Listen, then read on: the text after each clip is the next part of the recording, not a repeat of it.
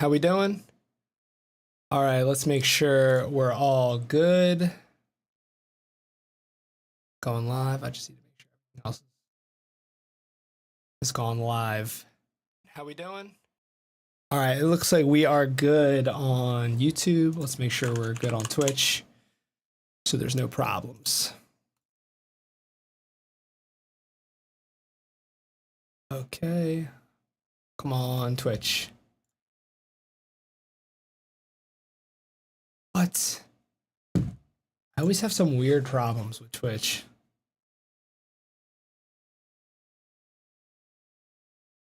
Let me try. I think I know why. Let's do. I think I got to change the bit rate. Let's try it now. Yep, there we go, just like that. Okay, cool. We're good on everything. All right, what's up, guys? Welcome to the live stream. This is live stream 5, and we're gonna be going over. Damn, what are we going over again? I think we're going over some Ableton tips, some great Ableton tips, some stuff that I just overlook. Going over some mixing and mastering, making Ableton racks, and song feedback. So real quick, I'm just gonna alert everyone in the Discord. Also, if you're not in the Discord, head in there. Let's go. We live. Yeah, I'm sending that. All right, everybody join the Discord. And yeah, submit your songs and we'll go over them at the end.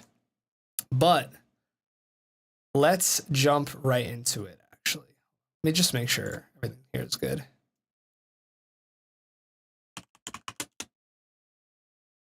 Oops, I forgot to put on my chat.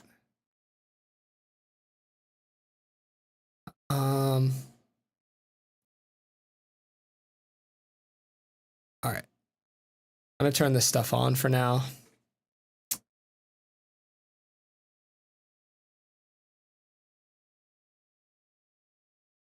Okay, who's all in here? Do we have anybody in the chat? Sup, Indul, what's good? You watching from Twitch? Okay, sick.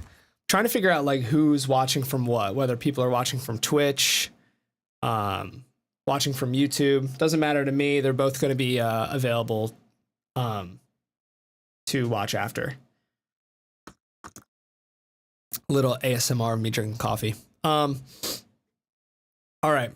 So first thing I want to get into, I want to go over some awesome Ableton tips. So I've been using Ableton for probably close to 10 years. So maybe like 8 years now. And I've been producing for over 10. So there's so many things that I do on a daily basis that to me don't even register like tricks or tips, but to other people, they're like, I've never seen anyone do that. So I'm going to try to go over some of my favorite tips. So the first tip that saves me so much time is saving default Ableton effects. So the first tip that saves me so much time is saving default Ableton effects. So what you can actually do is I'm going to turn off the chat and the so we can look at the browser. So what you can do is you can go to audio effects and let's say reverb.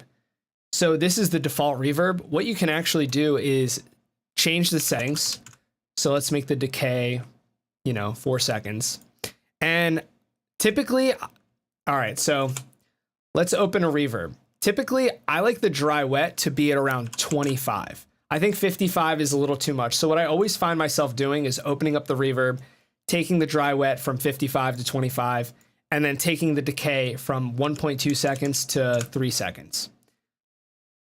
What you can do is you can actually save this as the default. So every time you open up a reverb or any audio effect, you can make those new settings your default. What you do is right click on the top here and you're going to hit save as default preset. So now if we open up a reverb, you'll see that the dry wet's at 25%, decay's at 3%. And you can do that with anything. So what I actually have here is you can see where your defaults are if you go to user library and then, oh my God. So if you go to user library and then you see defaults, if you open defaults, you can see all of the default settings that you've attached to your Ableton. So if I go to audio effects, I'm going to delete this auto pan and you'll see it's no longer in there. If I go to audio effects, I open up an auto pan. You can see that the amount's at 0 and the rate is at 1 hertz. So typically what I like to do is all right. So when you open an auto pan, by default, you see the amount's at 0 and the rate is at 1 hertz.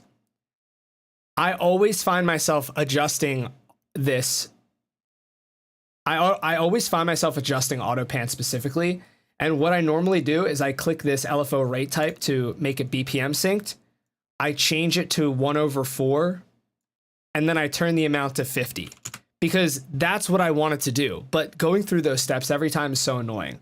So all I have to do, right click, set as default preset. Now every time I open up an auto pan, it's there. We can do the same for an EQ. Let's see if I already have one in here.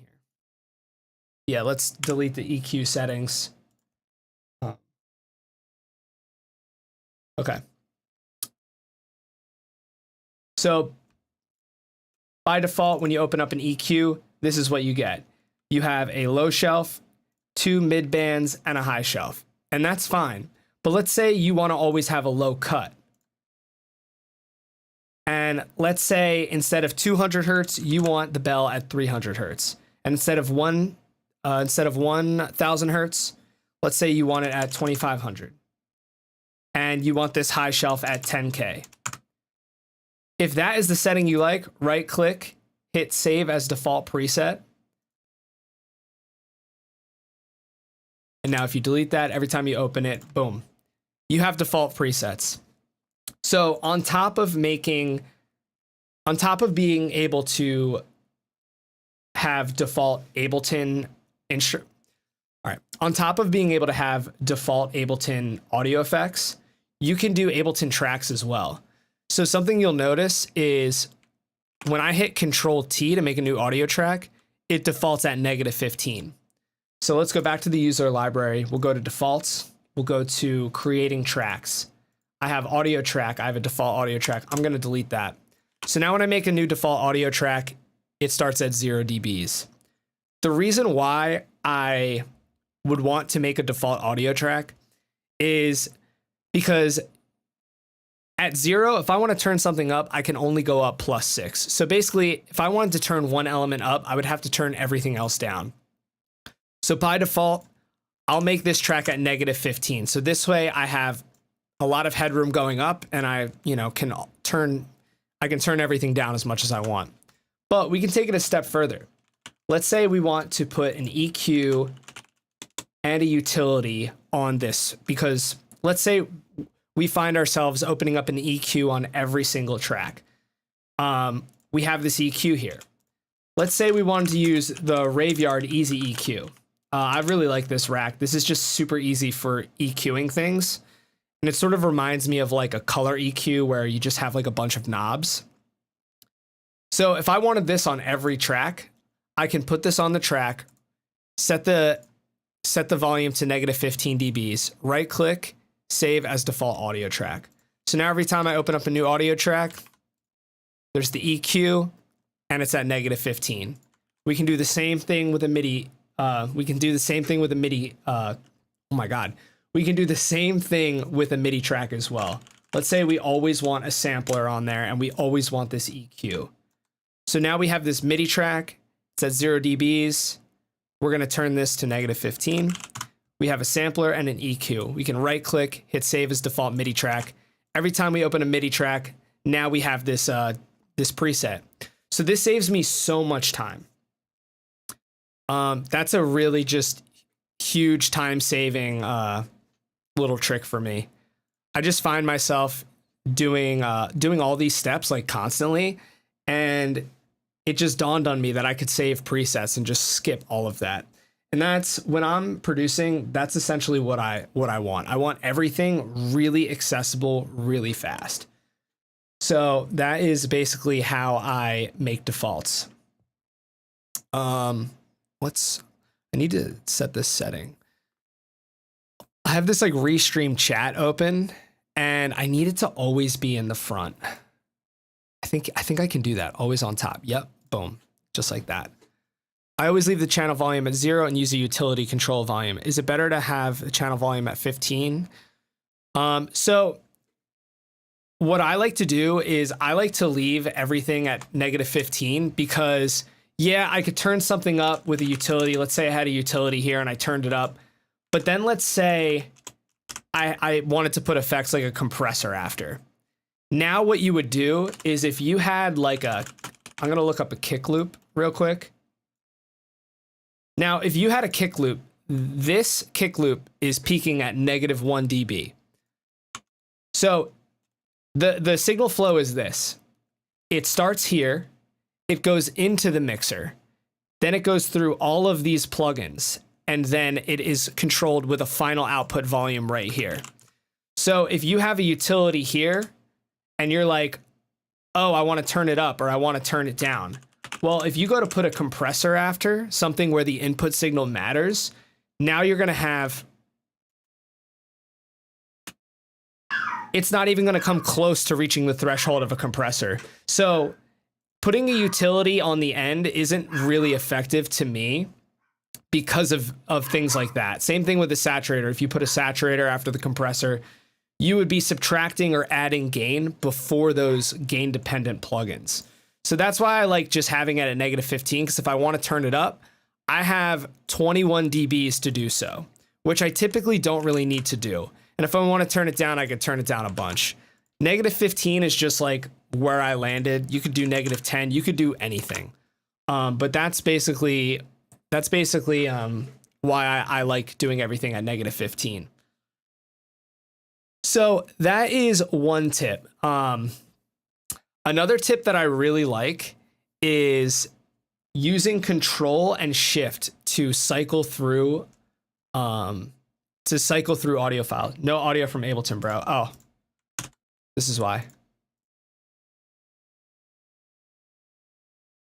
What? Hold on. What's going on here?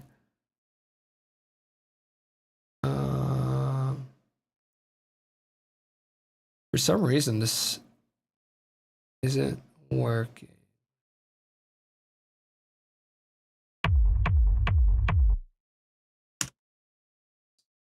Let's do that.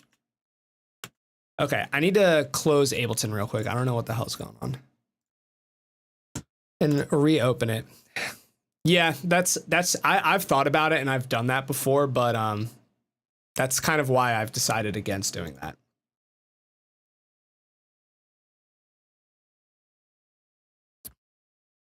Also, Kesko, thanks for pointing that out. I always forget to change my output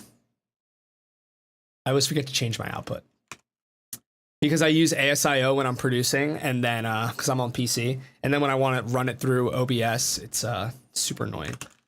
So let's find another one. Let's see if this will work.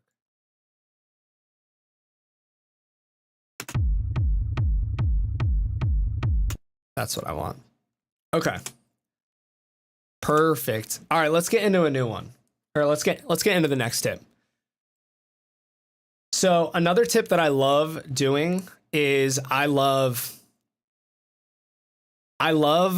taking really long audio clips and you can cycle through them. So I'm just gonna quick make a drum loop. I have these awesome kick loops I'm working on. I've written some sick songs with them. Let's go up to 150.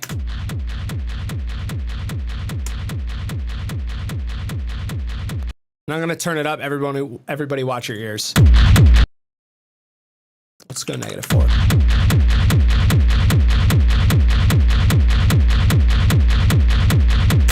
That kick loop sounds insane.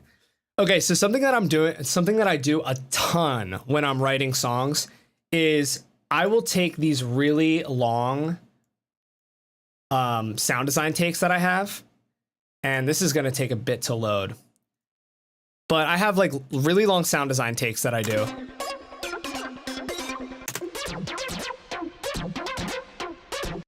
Sounds really cool.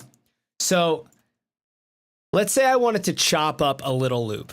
What I really love doing, the best way in my opinion to chop loops up is to take one little bit. Hold on, I'm gonna answer your question, GB. Yo, and I'm 2 months into producing, creating a techno track right now. I've got a 4x4 kick, but at the end of the 8th bar, it's a short rolling kick. On the VU meter, it clips. Would I use compression to stop this?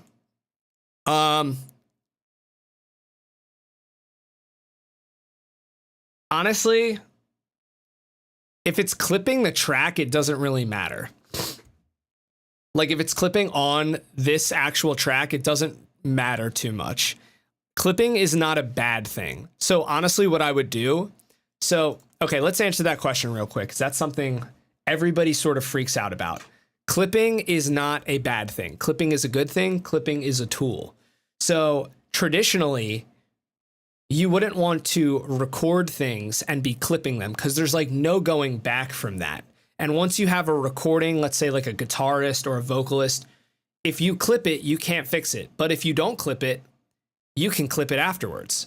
So what I like to do is actually just clip things in general. So if it goes over 0, that's fine. But what you can actually do is if you open up Saturator, this is my default setting. So let me go in. I'm going to delete this default. And I'm just going to do some stuff here that makes it clip. Let's see if I have a VU meter as well. I think I do. Okay. Let's just put a bunch of effects, and I'll get back to the tips and tricks in a sec.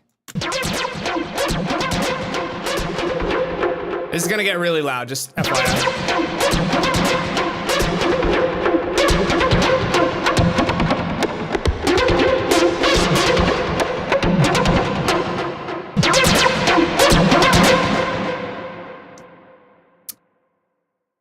Yeah, exactly. So, Andrew, you brought up a good point.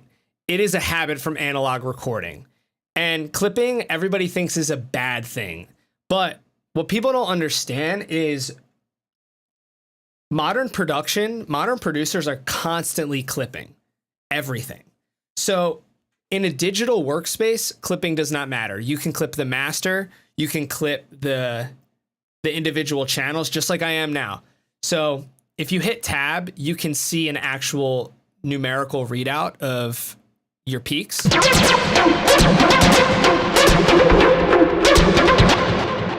So this VU meter isn't even useful. So you can hear it's clipping the individual track, it's clipping the master. It sounds fine. And this is exactly what it's going to sound like when you export it. You know, it just does not matter that much. But what you can do if you want to be sure, you could do two things. You could put a limiter on. So therefore it's not clipping. What this does though, is it will compress some of those peaks and it won't make the sound as punchy. So you can do it with a kick, but it might suck some of the life out of it. What I prefer to do instead is actually use Saturator as a hard clipper, and I'll show you how. By default, when you open up Saturator, so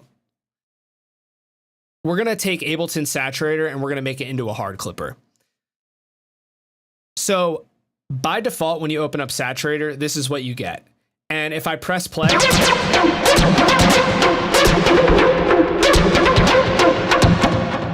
you can see that it's shaving a little bit of volume, but it's not hard clipping at 0. Even when you go to digital clip. So what a lot of people tend to do is they tend to turn on soft clip. And what that will do is that will actually clip your track at -0.5, but that is giving you soft clipping. So I'll open up this plugin called G-Clip to demonstrate. This is a free plugin. Soft clipping is basically as the signal gets closer to 0. Oh my God, my dog's freaking out.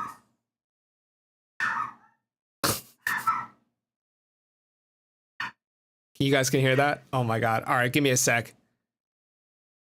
All right. He's wild.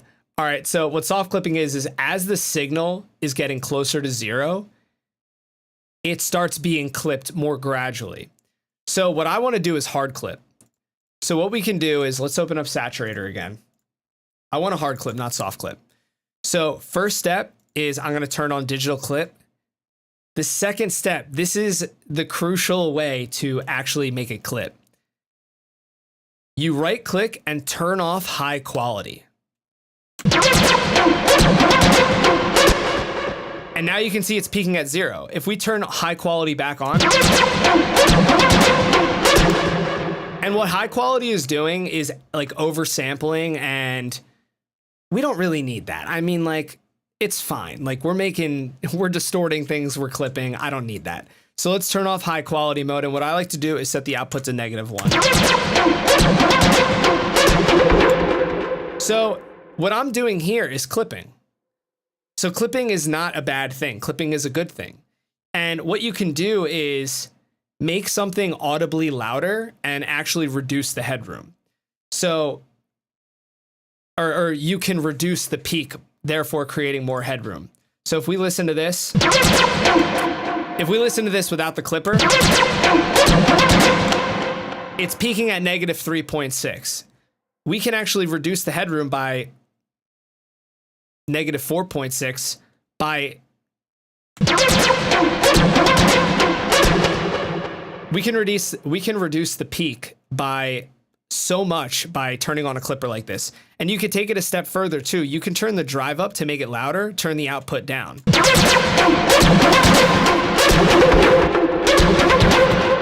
And find something acceptable. So right here, I like it.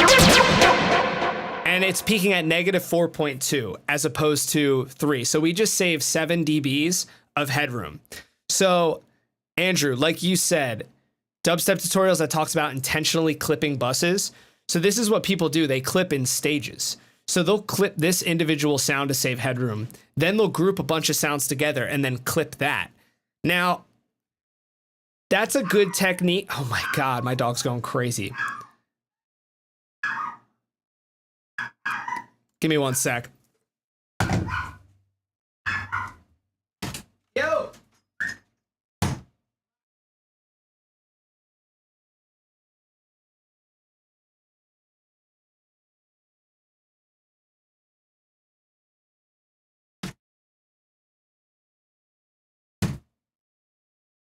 Oh.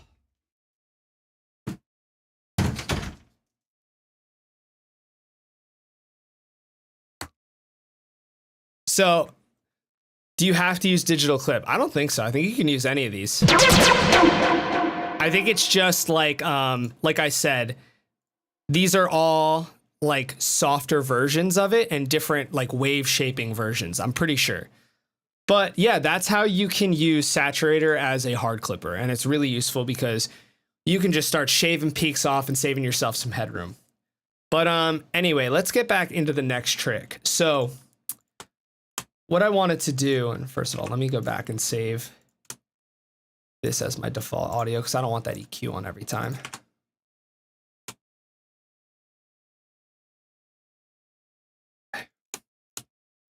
So this is one of my favorite tricks in Ableton. So I'm going to drag in this hard kick loop, and this is what we have. And what I want to do is create like some sort of drop lead. So if I'm working with audio, which I typically like to do because I love doing weird sound design takes and then re-chopping up those sound design takes to get something interesting, what I'll do is I'll take a little snippet of audio like this. And I'm going to find a little section that's...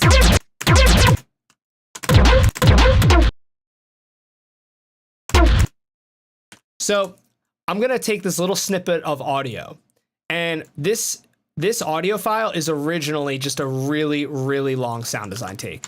So there's like infinite resources to use, but I'm going to find this little one shot here. And what I'm going to do is arrange a rhythm.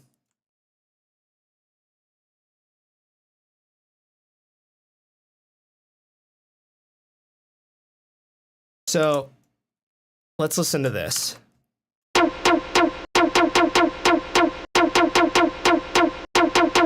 Oh my God. Kesko, you're a legend. I need you in every stream for real. All right, I'm gonna start this all over, okay?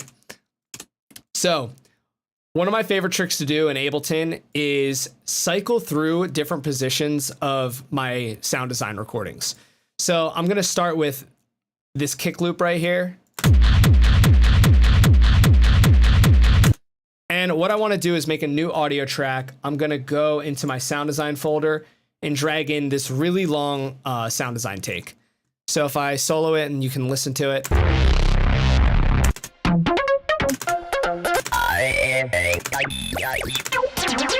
So there's just a bunch of random sounds in here. And I really like doing this because chopping this up helps me get more interesting results than just opening up a synth right off the bat.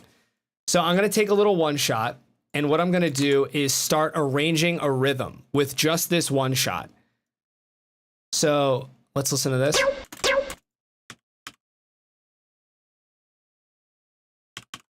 And so I arranged a little rhythm using the same one shot, and let's listen to it.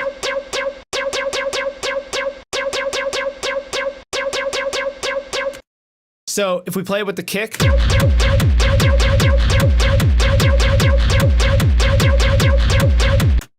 So that is, you know, sounding pretty cool. But what we can do is this super overpowered trick I don't see a lot of people doing. If we hold Control and Shift, you'll see this little hand pop up over top of the clips. So Control, Shift, and you can see this hand. What we can do is click and start dragging through our sample to find these different parts of the sound design session. And you can see it's snapping to the current grid. So if we right click, and if we set the grid to like 1/32, it'll snap in smaller increments. So what I like to do is hold Control, Shift, and Alt. So on Mac, I'm pretty sure that would just be Command, Shift, and Alt. And if you hold Alt, now it's not snapping to the grid. So we can go and find all just really different sounds that we can audition here. Let's do this and scroll over.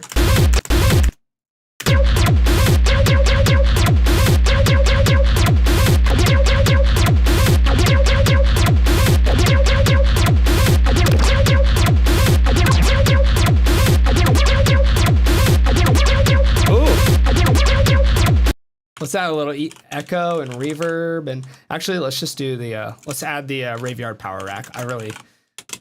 This is just gonna save me so much time.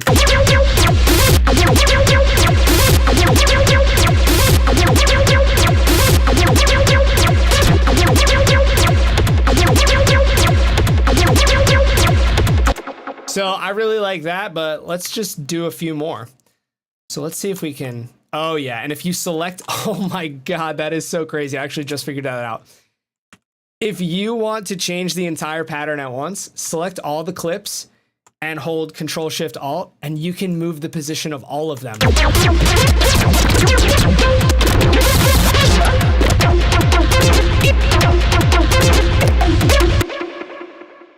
Let me put a limiter on here. I gotta turn everything down.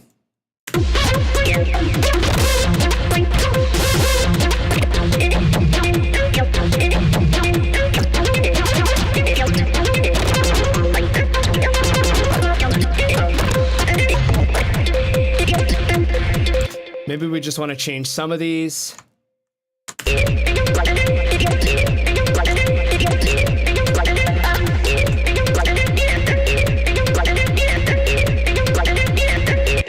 This is so wild.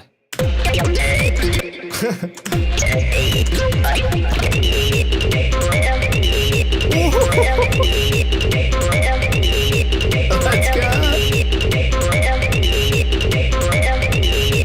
Like, that is so cool, and that's so much fun.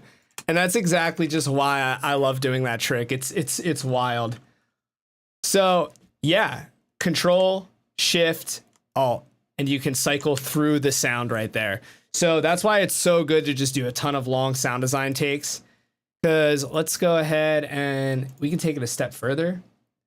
If we go to manage files and we hit view files and replace our sound design file with something else. Now I'm pretty sure this will just play. Let's replace it with something else.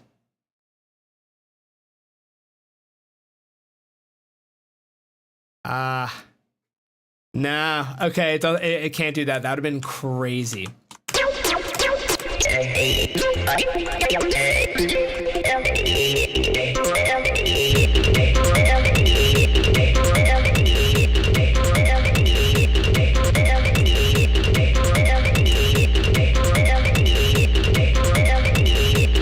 Okay, so that actually brings me to my next tip.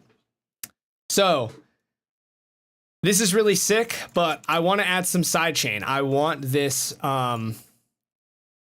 new lead that we made to have a sidechain to it. So I could do that a number of different ways, but I'm going to explain 3 awesome ways right off the bat. So a lot of times what people will do is they'll open up a compressor and they'll flip this sidechain tab open. So let me run it from the start. I'm going to explain 3 awesome ways how to sidechain. So the first way to sidechain is open up a compressor. There's a little tab right here that says sidechain toggle, and you can flip this open. And if you turn on sidechain, this is what will allow you to sidechain. So what we want to do is we want this lead. I want this to pump whenever the kick comes in to give it that swelling sound. So what we can do is we can select audio from, and where it says no input, we're going to select our kick. And then what we'll do is we'll drag this threshold down. But I think before that, what I want to do is I want to open up this show activity view. This is my favorite way to view a sidechain compressor. Oh, sorry. This is my favorite way to view the input signal from the sidechain. So you can see just from this audio up here, this is like one big long brick. So a common thing that people do is they make a new track, they find a shorter kick, and what they'll do is they'll make a sidechain trigger. So I'll make a quick sidechain trigger, and we'll go back to this sidechain and we'll set the input to our second track. We'll call this trigger, and we'll set the input as our trigger. So if we drag this threshold down, that's one really good way to do it. But I actually don't like doing this way because, hold on. I actually don't like doing it this way because sometimes I want to adjust the kick pattern and I don't want to have to adjust the trigger every time. I know I'm lazy. It doesn't matter. So what we're going to do is we're actually going to dive into this EQ feature right here. So let's go back. We'll hit audio from, we'll select our first kick. And if we turn on this EQ feature, this isn't actually going to EQ this track. This isn't going to EQ our lead track. This is going to EQ the input signal to the sidechain. So it's not going to EQ the kick either. You're not going to hear any of this, but it's going to EQ the input signal. So the sidechain is reading the signal differently. So what we want to do is select low cut, and we'll drag this frequency up, and you can see that as we drag this frequency up and as we're cutting out some of the lows from the input signal, which is the kick, the sidechain signal will become shorter. So let's hit play.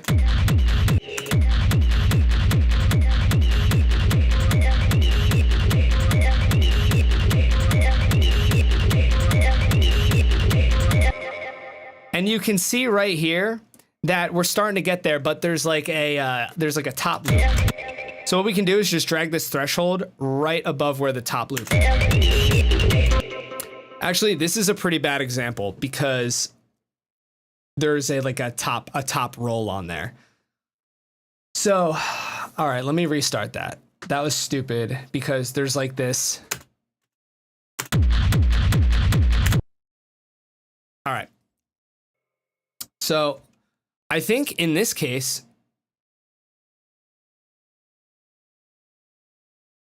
maybe we will, maybe we should. You know what? Let's do it. That's fine. Okay. Let's start this all over. It's still gonna have the same exact result.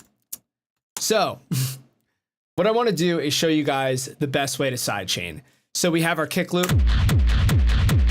and we have our main lead.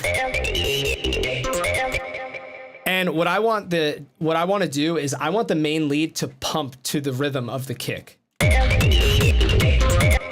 So what we'll do is we'll put a compressor on the main lead, and right off the bat, what I want to do is open up this sidechain toggle, click sidechain, and I want to go to this show activity view button right here. This is the best way to view your sidechain signal. So for audio from, we're going to set our kick as the input signal. And if we press play and start dragging this threshold down, we'll start to hear this sidechain effect.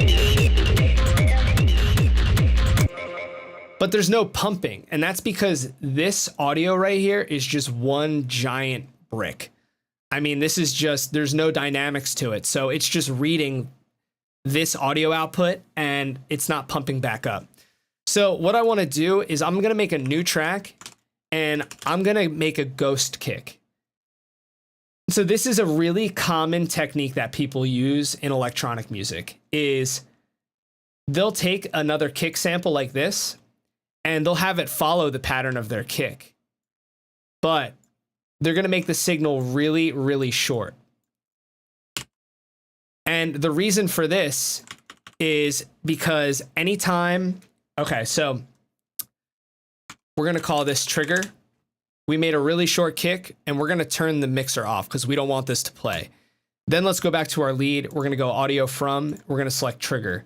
And now with the threshold dragged down like this, you'll start to see that it has a lot better of an effect.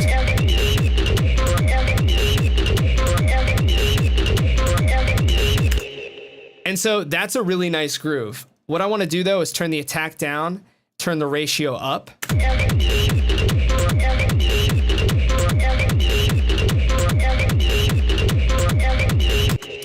And so what I like to do is dial this threshold in until I get the right groove. And then I can adjust the intensity of it.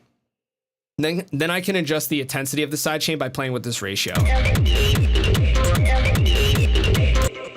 So the lower the ratio is, the lower the intensity of the sidechain will be. So that sounds really good. And that's how you use a ghost kick to get an effective sidechain. And that's how you use a ghost kick to get like a really tight sidechain. So another way to sidechain is using a gate. A lot of people don't know this, but you can actually use a gate to sidechain. So what I'm going to do for this is I don't need this. I don't need the ghost kick. And I'm going to delete this compressor right here. I'm going to open up a gate and I'm going to do the same thing. I'm going to flip out this sidechain toggle and I'm going to turn on sidechain. I'm going to hit audio from, and we're going to select our kick. So if we listen, nothing is happening. What I want to do is turn on this sidechain listen. So if I click this, even though I'm listening to the lead right here, if I solo the lead, I'm going to be listening to the sidechain signal. So this is really good because what we want to do is we want to EQ this and set the threshold right. So let's turn the return down. We're going to set the threshold up. And let's turn the EQ on so we can start EQing our input signal.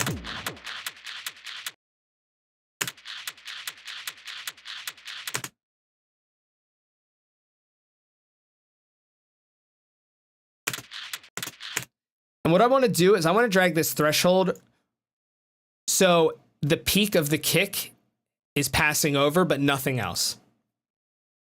So then let's turn off our sidechain listen. And if we listen to this lead, we're going to adjust the threshold so we're just hearing that quarter note. And so basically what's happening is this gate is only allowing sound to pass through whenever this kick is triggering it.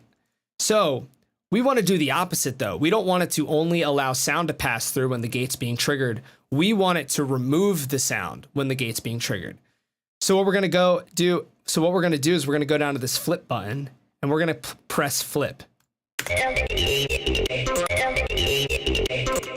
And now if we look, let's open up SciScope so we can see the difference.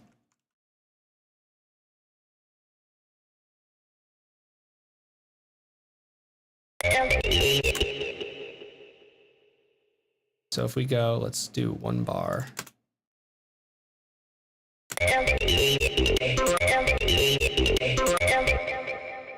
And you can see this little click in the front. Let's turn the attack all the way down. And we can turn the look ahead up.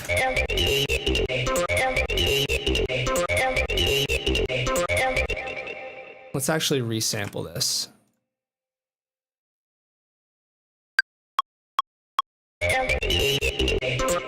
Okay, this is actually a really good tool. So let's turn the look ahead back down. So in order to figure out if we have this sidechain dialed in perfectly, what I'm gonna do, okay, so in order to figure out whether I have this sidechain dialed perfectly, I'm gonna open up a new audio track and I'm gonna select lead as my input. And what I wanna do is basically resample this lead with the sidechain to see where we are with the, to see what the waveform looks like.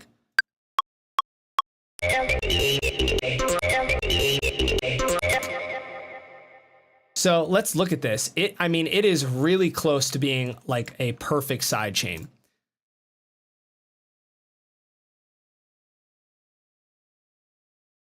So what I can do is play with this look ahead and turn it up to 10 milliseconds. And then let's turn the attack up a bit to compensate for that. Let's just see what it sounds like. Okay, so that's not clean. We don't want that. Let's back down to here.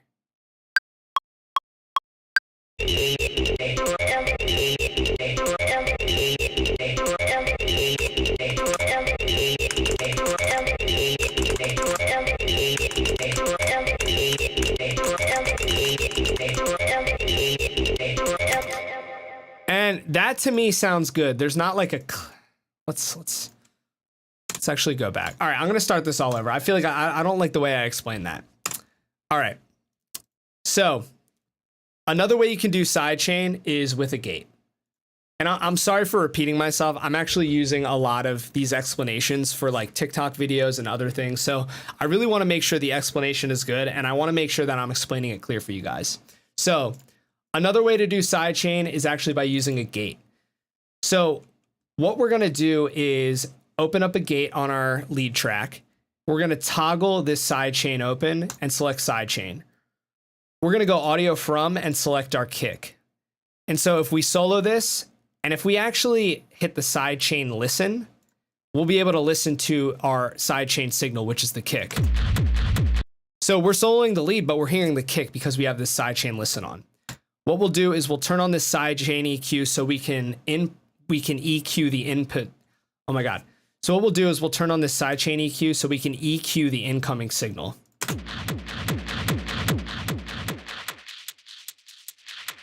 And what we want is we want to high pass this kick so we're only hearing this little transient. And so the waveform looks a lot more dynamic that way. So let's turn off the sidechain listen. And if we solo our lead, what you're going to notice is, let me do this. I'm going to make a new track and resample it so you can see what's going on. So I'm going to turn the return down. If we solo the lead and hit record,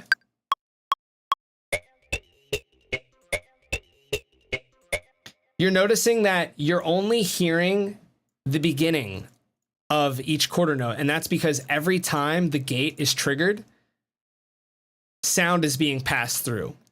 What we want to do is do the opposite. We want sound to be always passing through, but every time the gate's triggered, we want it to duck. So we can go down to our gate and hit flip. And what this is going to do is do exactly what I say. It's going to duck. So let's go back and I'm going to hit record so you can see what's going on. And we're going to listen to this.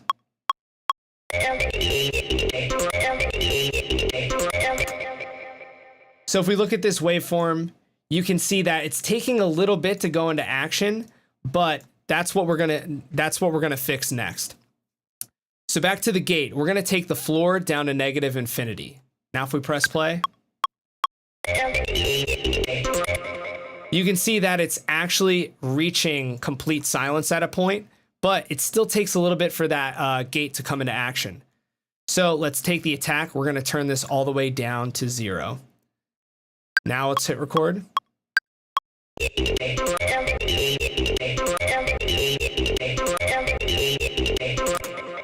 And now if we listen, there is like complete silence at the beginning of this. So a little trick. Let's see if I want to go into this.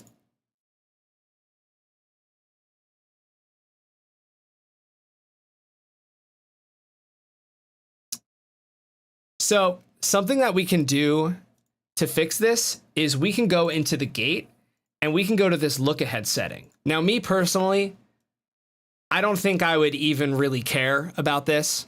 To be honest, I wouldn't care about this little blip, but let's say you wanted that perfect. What you can do is go to the gate and go to this look ahead setting. And basically what the look ahead does is the gate will be looking into the future 10 milliseconds.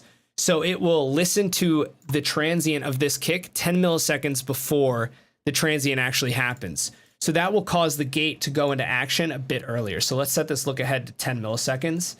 And then we're going to hit record and see what that looks like.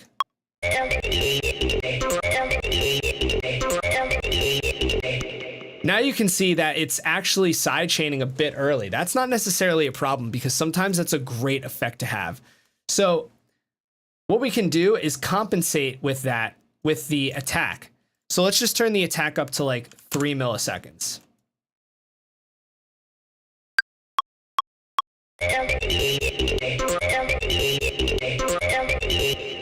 That to me sounds really good. It sounds nice and smooth.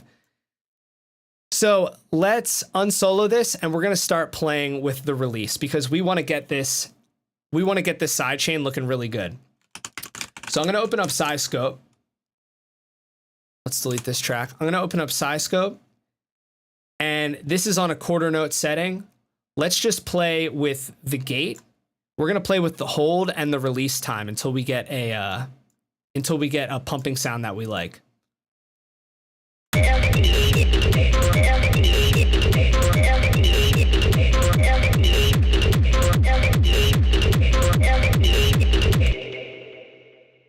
There's some latency going on here.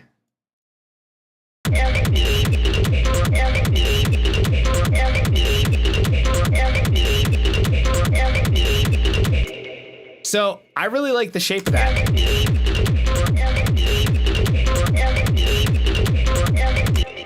I really like the shape of that. It's pumping really nice. There's a lot of room for our kick.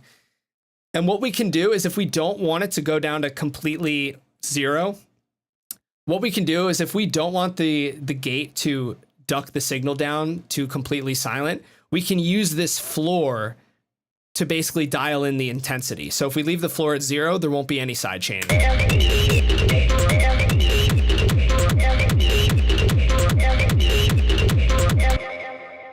And so that's how you sidechain with the gate. And honestly, I've been doing this more and more because I feel like it's a lot tighter and more accurate of a sound. So the last way I'm going to talk about sidechaining is a technique I don't see anybody talking about. You can actually sidechain with auto pan.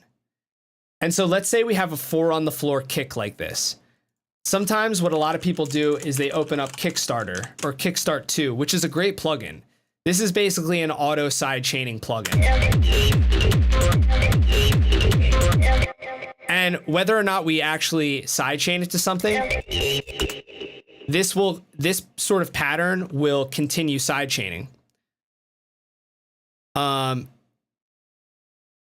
Is that like the plugin Duck Buddy from Max? Duck Buddy is basically like an LFO tool. I actually don't have it. I don't typically like using Duck Buddy. I'm not really sure. But yeah, this is ducking compression, same thing. So AutoPan can work just like Kickstart too. And you can sidechain with AutoPan. So let's open up an AutoPan right here. If we solo the lead, if we turn the amount all the way up, you can hear the signal panning from left to right. We don't want that. We want the volume to be going up and down. We don't want there to be any panning. So what we can do is turn this phase knob all the way down to 0. And now you can hear that by turning the phase down to 0, we have changed this from a panning plugin to a volume automation plugin. So you're probably thinking to yourself, well, this doesn't sound like sidechaining, because if we turn the kickback on, that's really sloppy. The next step we want to do is select this descending saw triangle. All right, hold on. The next thing we want to do is select this saw wave. And if we listen to that, that's still not it. So what we have to do is this button that says normal, we have to click that so it says invert.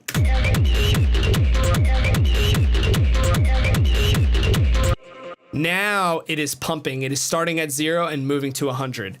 And something else we can do is turn this shape knob to get more of a curved shape.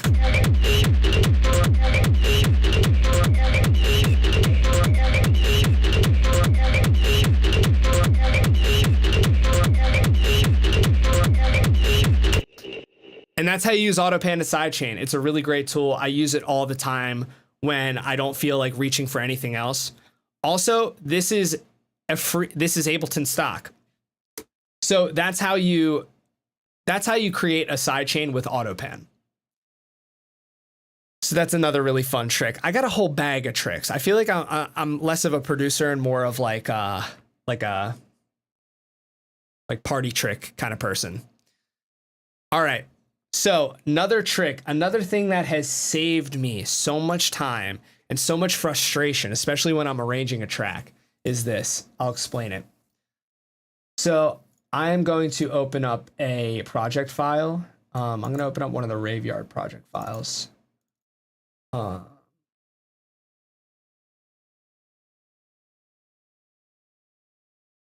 I'm going to save this project though. I actually do like it. What are we calling this one? VCV, call this VCV stream. Oh my God, my cat is so cute. Look at my cat over there. He just being sleepy. He being sleepy. How you use Ableton 11 Lite?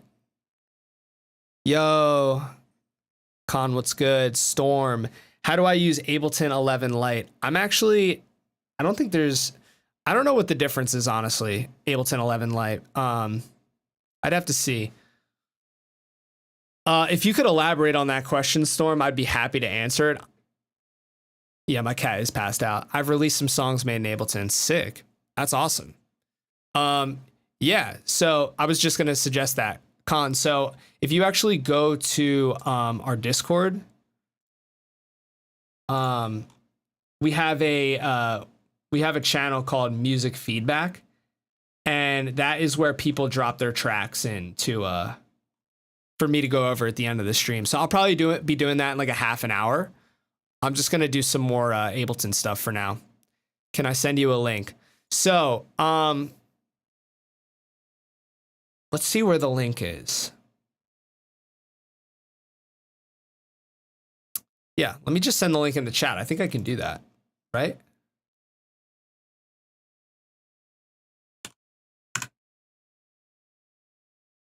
That should work, right? Light version is only 18 tracks and minimum stock plugins. Yeah, I think that sounds right. Yeah, Ableton Lite is kind of... Oh, Ableton Lite for free. Yeah, if you use FL normally, that's a really tough jump. FL and Ableton are just two different DAWs. And honestly, I've played around in FL and I have no idea what I'm doing. So it's not that, to me, Ableton is not confusing at all. Ableton is like my second language, but I totally get it. If you're coming from FL, it is like it being in a whole different world. So yeah, it's wild. GB, yo, thank you so much. Yeah, I try. So hold on, let me go back. I'm gonna open up this project because I want to show this other really, really useful trick.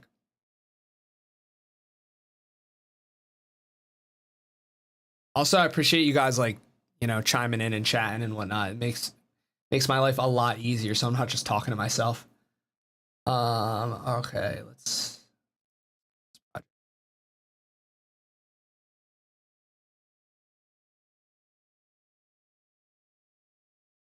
all right, so I'm gonna open up one of these project files from our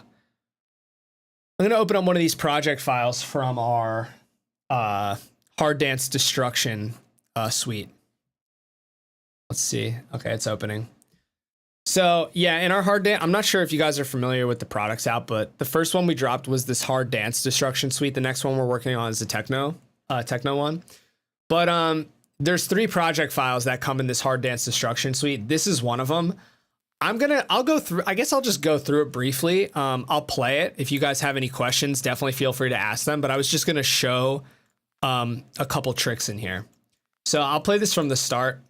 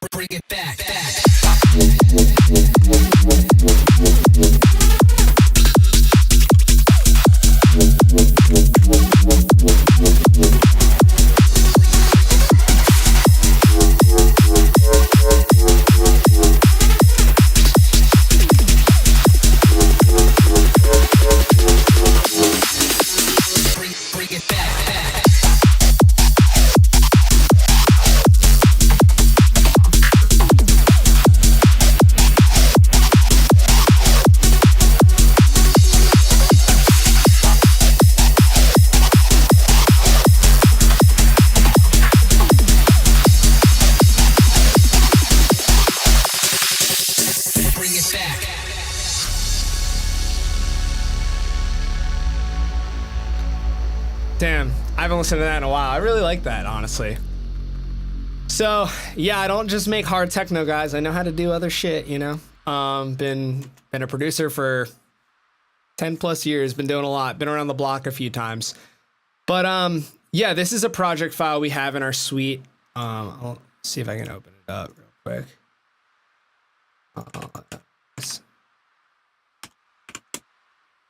What do we have? Templates. Yeah, we have these. This one's Bring It Back. This one's my favorite. I love this one. The other ones are sick too. I just have a I have a love for this one because it just sounds so clean and punchy. So I'm gonna use this project to go through and show you some other awesome shortcuts in Ableton.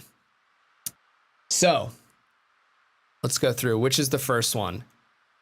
Okay. So probably something that I spend a lot of time doing is arranging and rearranging parts of my track. So let's say I have this section and I'm like, you know what? I think this section should actually go twice as long. What I would do before is I would close everything. I would highlight this all, drag it over, and then I would take this and then maybe hit duplicate over, and that's fine. But it gets a little bit more confusing. Let me see if I can actually do this real quick. Oh my God, that's fucking huge. That's so wild. So what you can actually do is you can do things called add time, delete time, and duplicate time, which is really sick. So let's say I want this section right here, this first half of the drop.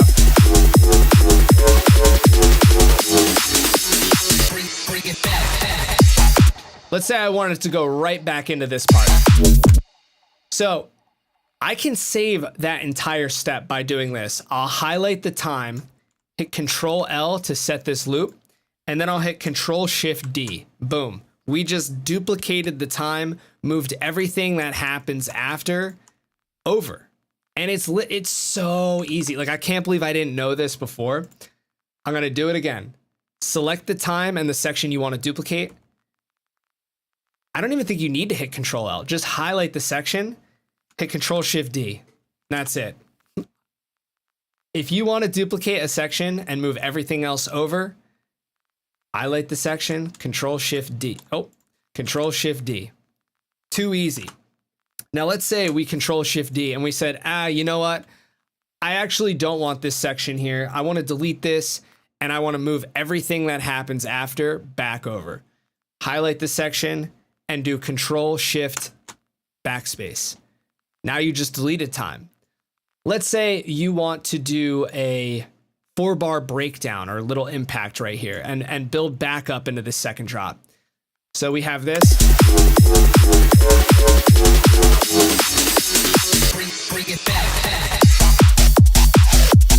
Let's say I wanted a 2-bar impact and build right here. I'm going to highlight 2 bars and I'm going to hit Control Shift I. Oops. I'm going to highlight 2 bars and I'm going to hit Control I. That will insert time. So then what I can do is basically add an impact. I definitely have an impact in here. And some white noise. And then let's take this little bit of a riser. So now if we listen. Bring it back.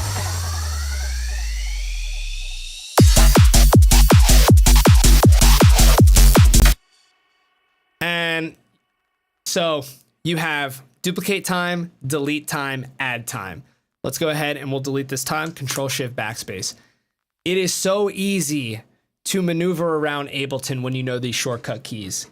And just from doing that, I've already realized there's so many more that I'm doing. So let's say all your folders are collapsed like this and you want to open everything up. You could click on every single folder to uncollapse it. Or what we can do is hold Alt and click. If we Alt click on the folders, it will open up all the folders, except for ones inside. Then we'll Alt click that, and now everything is open. And so this is really useful because sometimes I just want to close everything. Super easy, cleans up the project, great. But if we open everything, this is another great trick. If every track is open, sometimes I get stuff like this because I'm opening stuff up, I'm doing some automation, and sometimes my project just looks so messy, and I don't want this. So if you hit the H button, it automatically snaps all your tracks back. So I can go ahead and mess up everything like this. I can collapse certain things. And if you hit H, boom, all your tracks are a set amount of width. It cleans up your project so nice. So we have Alt click, and if we want, we can hold Alt. So another trick, we can hold Alt, get this little arrow button, and if we drag down, it will expand all the tracks. So that's something I like to do when one track is like really big, the other ones are sort of small. Something like this. What I'll do is hit H, hold Alt, and I can resize my tracks accordingly. And that is a great little trick. So let's Alt close this. Another thing that we can do is let's open everything up and let's hold Alt and hold on. Let's open everything up. We'll hold Alt and we'll make these tracks really big and we'll zoom in really big.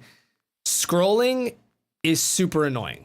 So the easiest way to get around the project, in my opinion, is by holding Control, Alt, and clicking. And you notice if you hold Control and Alt, you have this hand, and you can just get anywhere in the project, and it's really easy. It's really easy. So let's go back.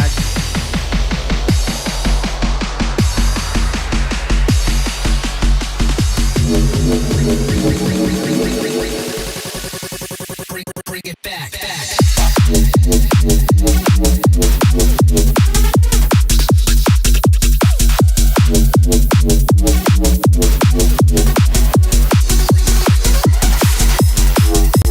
It's so much easier to navigate the project. And another thing you can do is, if you don't like zooming in and out with this little magnifying glass at the top, you can actually just hit the plus and minus keys on your keyboard. And you can zoom out, you can zoom in. So that's also really easy. Sometimes I just hate doing this. It's annoying, it's finicky. Sometimes I just like plussing in and out. Another great trick, because I'm just filled with the tricks, guys. You got your grid here. If you want to change your grid size, instead of right clicking, you can actually hit. So if you hit Control 2, it will make your grid bigger. If you hit Control 1, it will make your grid smaller. And if you hit Control 3, it will turn your grid into triplets. So this is a really easy way to just navigate the grid, because there's so many times where I'm like, I zoom in and I'm like, oh my God, this is a mess. And I'll just hit Control 2 a few times. Boom, got nice, clean looking project. Let's think if I got any other tricks here. Let's think here. Let's think. So if we alt click to open everything up, we can really fast. If there's this button right here in the top corner, it's the automation mode. And this will allow you to switch between seeing your automation and not seeing your automation. Something I really like to do, instead of clicking there, just hit A. A is the shortcut key for that. Can I explain the EQ? Which EQ are you talking about? My freebie. Oh yeah, I actually had that on my list to go over. This dynamic spectral EQ. This thing is a beast. All right, let's think of the best way how to go over this.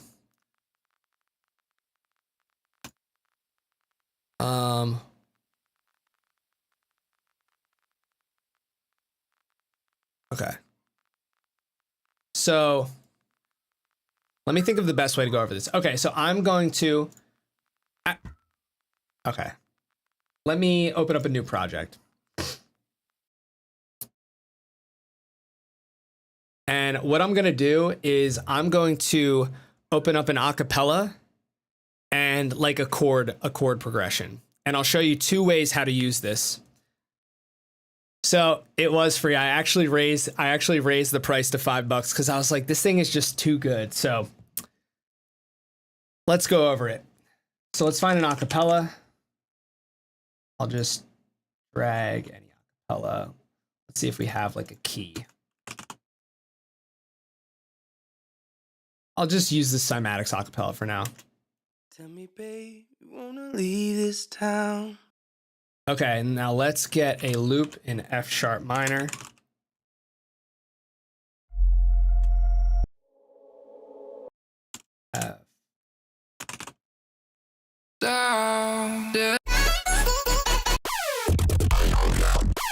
Jesus.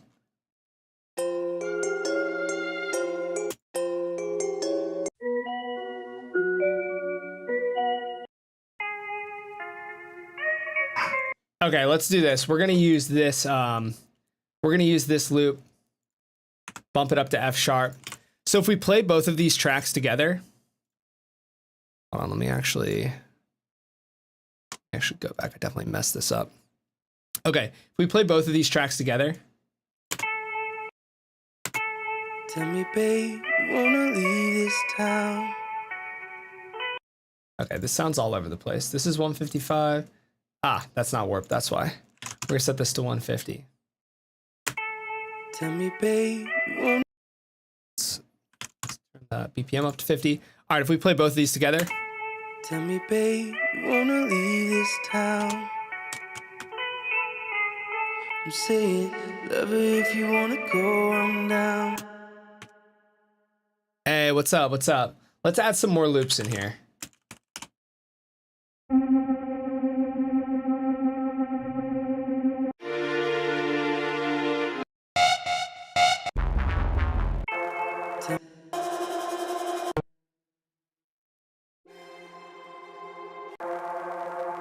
Let's add one of our ambience loops. We'll pitch it up. Tell me, babe, you wanna leave this town? And you know what? Let's go ahead. We'll add a respace as well, because I really want to drive this point home. Let's go Raveyard, Hard Dance Destruction, Bass, Fat Reese 2. I'm just bouncing out if you have time in a wee bit. Yeah, I'm going to go over these tracks in just a bit. So let's go F sharp. Tell me, babe.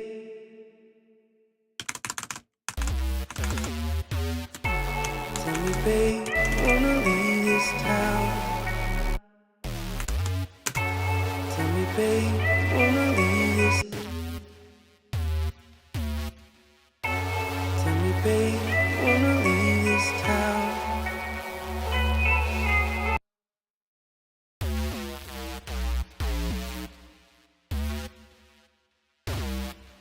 I'm saying, love her if you wanna go, I'm down. Tell me, babe, you wanna leave this town? I'm saying, love her if you wanna go, I'm down. Tell me, babe, you wanna leave this town? Okay. So, oh my God, my cat wants to get out. Give me 1 second. Hi.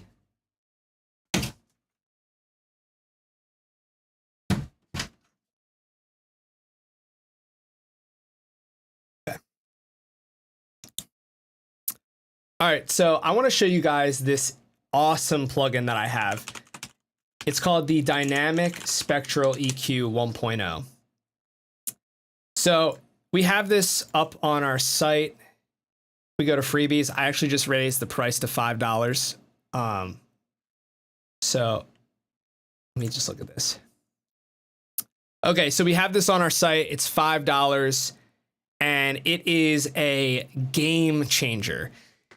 And basically what this is a really cheap alternative to plugins like Soothe and Track Spacer.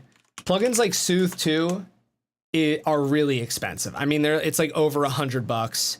And basically what I wanted to do was create an Ableton version of that to replace Soothe 2 and Track Spacer.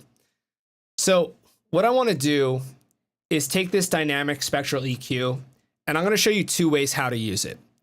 So the first way how to use it is by EQing using its own signal. So this is the standard way how to use it. We'll use this on the guitar. So a guitar typically has some like pretty distinct resonances. So what we can do is we can turn up smooth.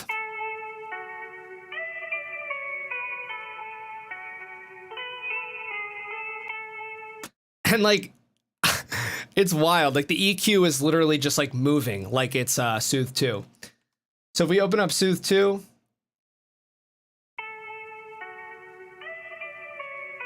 it does something similar. Same thing with Track Spacer. If we open up Track Spacer,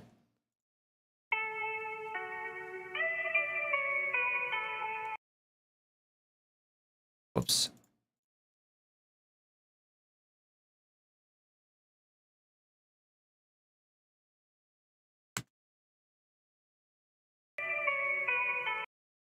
All right, let's go back.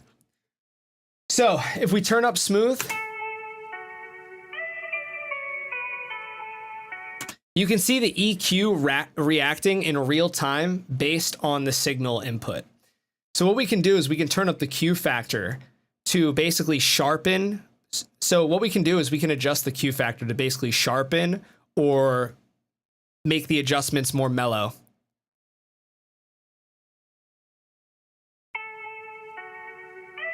So with the Q factor all the way down,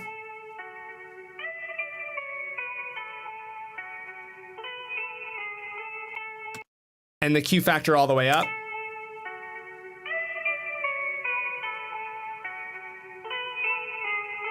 what we can do is also turn the decay up so the EQ lasts a bit longer. And this will allow a lot less pumping.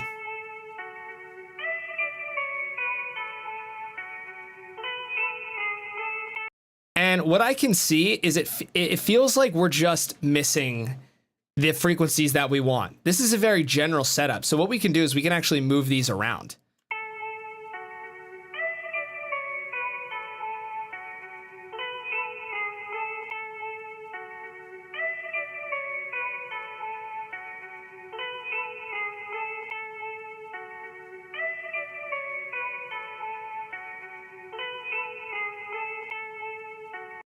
And if that's not enough, what we can do, if we go back, we can focus where we want the EQing to take place. So if we want, let's do this on a sub. Let's open up the spectral dynamic EQ on this respace. If we turn up the smooth,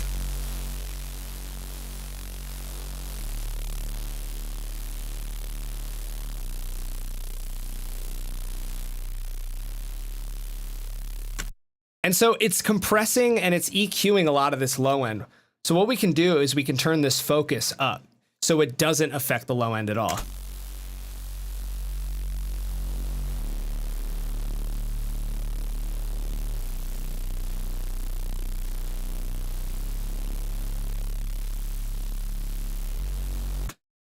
So that's one way to how to use it. This next way how to use it is my favorite, and this is the side chain function of it.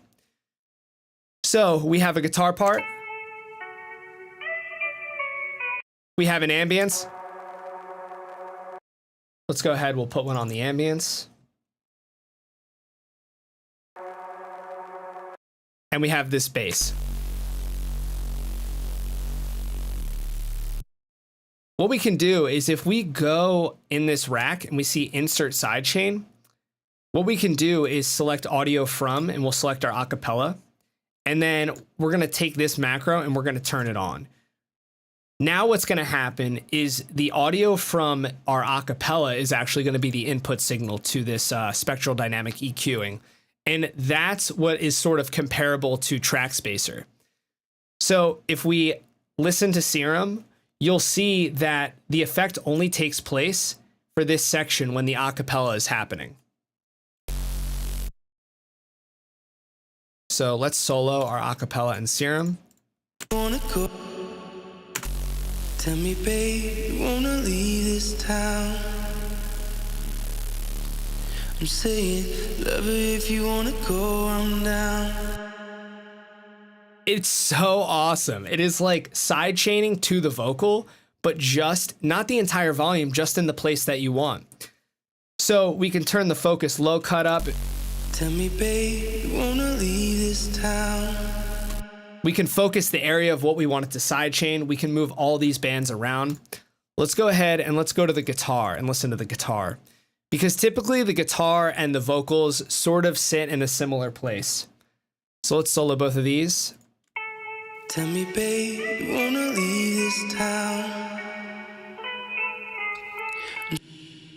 So if we go to the sidechain and we select audio from, we'll select our acapella and turn this macro up to turn the sidechain on. Now when we listen to both of them, Tell me, babe, you wanna leave this town? I'm saying, love her if you wanna go, I'm down. Tell me, babe, you wanna leave this town? I'm saying, love her if you wanna go, I'm down. and dial it in. Let's go to the, we'll do the same thing with the ambience loop. Go to the sidechain rack, audio from, select the acapella. take this macro knob, turn the sidechain on. We'll solo the acapella and the ambience loop. Tell me, babe, you wanna leave this town? I'm saying, love her if you wanna go, I'm down. And it's so noticeable. So let's listen to it with the let's turn everything off. Actually, I'm gonna duplicate this, and the first half I'm not gonna have this effect on, and then the second half, and then in the second half I'm gonna turn the dynamic spectral EQ on so you can hear the difference.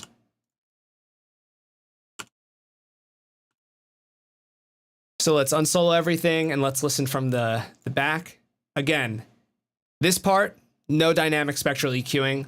Second half, it'll be turned on. Tell me, babe, you wanna leave this town? I'm saying, love her if you wanna go, I'm down. Now it's turning on. Tell me, babe, you wanna leave this town? I'm saying, love her if you wanna go, I'm down. The vocal just pops out of the mix more, and it sounds really natural. And like, obviously you can dial in the settings more. This was just an extreme example, but it sounds so good. So this effect is all Ableton stock. This is all Ableton stock inside of here, and it's less CPU intensive than Track Spacer and Soothe.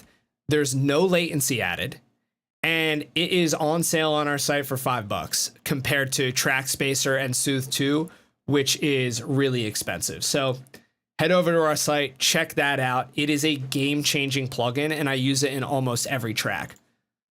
And so it's awesome. So I think right now, I don't know if there's anything else I really want to cover. I know this has just been a huge stream just filled with like little tips and fun tricks that I use. I have so many more things on my list I want to cover, including mastering and engineering stuff. So I think for next stream, I'm going to go over that, because what I want to do is actually go through everyone's tracks right now. So if you guys haven't, head over to the Discord and submit your tracks in the music feedback. I have to figure out what's the last one that I did. What's the last one we listened to?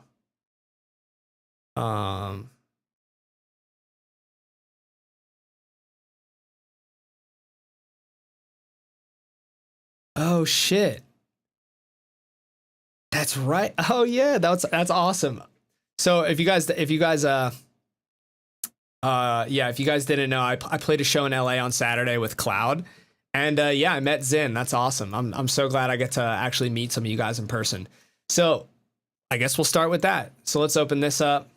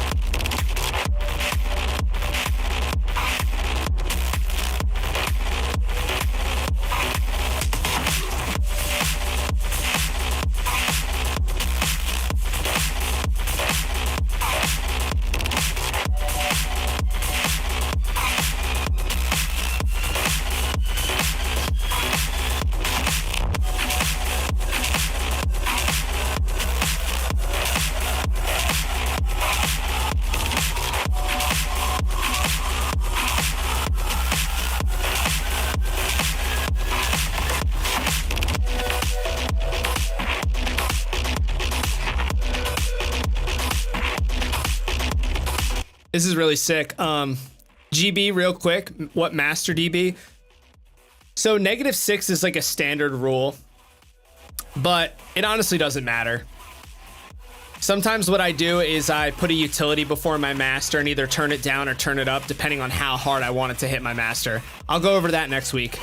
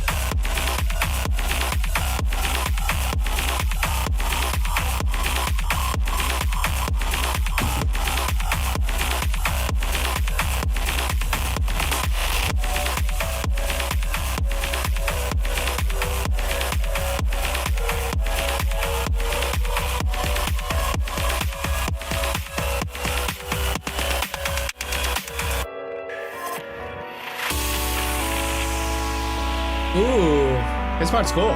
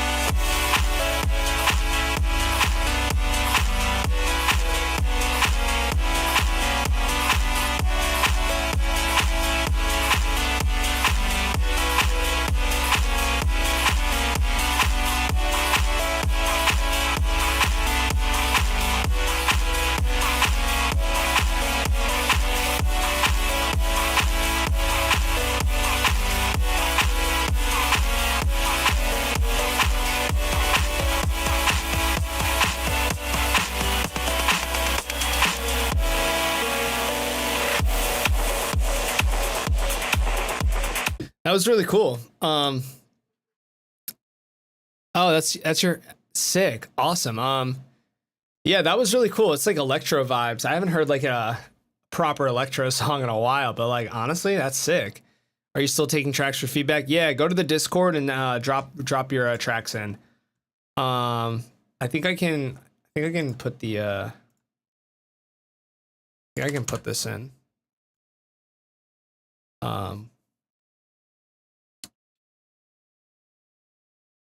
Music feedback. We got a lot. I'm gonna have to fly through these. Okay, let's go. We got Fear and Rebirth by Ephemeral. Oh my god, I feel like I can't read.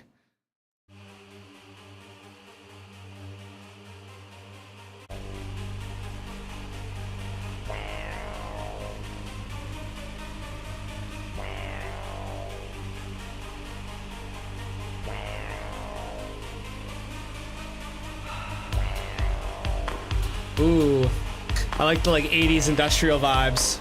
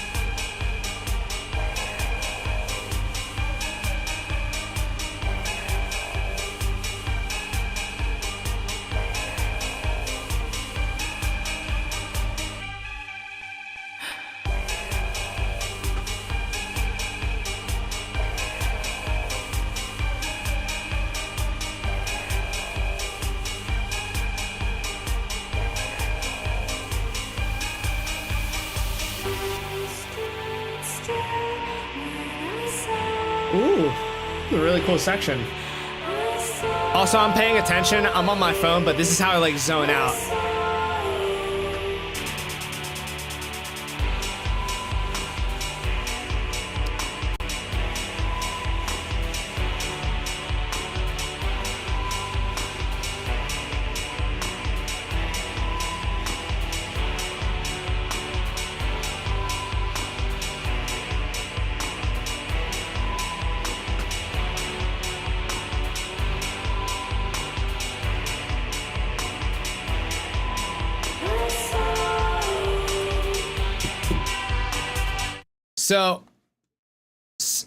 So this is a really cool arrangement in songwriting.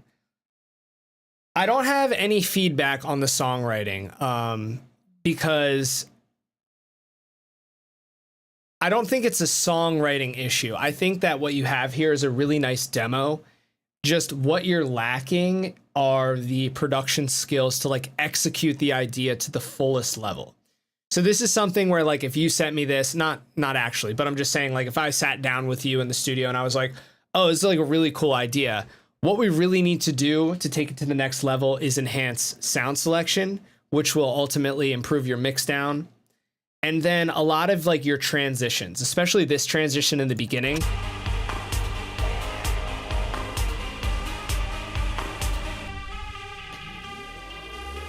This part's really cool, and like you have like a decent transition. But it lacks that like punch. It lacks that impact when the song goes in. And this is just something that like, you know, watch streams, watch YouTube tutorials, and just keep practicing it, and you just learn a lot. Yo, Kojak, what's good? Yo, the stream's been good. Honestly, I spent like so much time on like a few things, but I just, you know, whatever, I went with it. We went over like a lot of Ableton tricks, like a ton of them. And it's probably stuff that I'll like go over again or I guess expand on in the future, but went over a lot of Ableton tips. Love those cans, by the way. Yo, it's actually so funny. I get roasted on TikTok about my headphones. If I'm getting roasted on TikTok, I know the video popped off. Like I had a video just the other day where it's like a ton of views, ton of comments, and all the comments are about how big my headphones are or whatever, or what I look like. But I want to tell people like, yo, look up the headphones, you know, they're sick. I love these headphones. For how much I work on music all day and for how much I use headphones, I need a good pair of headphones that isn't going to destroy my ears, because I was using Bear Dynamic DT990s for the longest times, and they're so harsh. If I use them for like a couple hours, I would feel literally sick. I would have a headache. I would feel tired. And so I invested in these, and this has been like, it's literally saved my life. Like I never, I do look like that. That's so funny. I never get headaches from working on headphones. My ears don't get sore.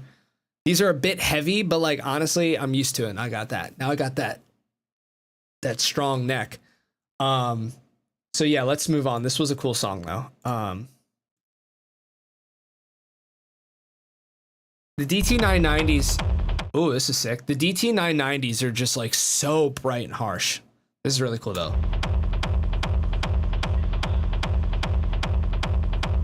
Yo, Zin,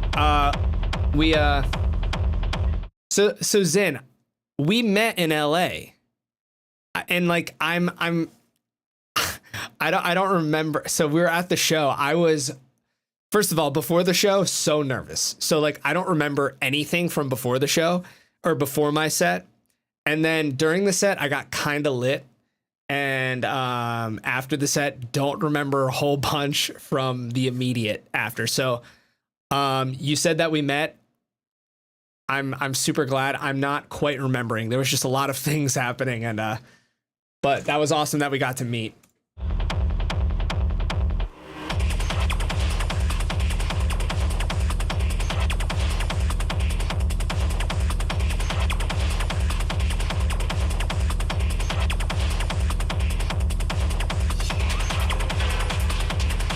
Ooh.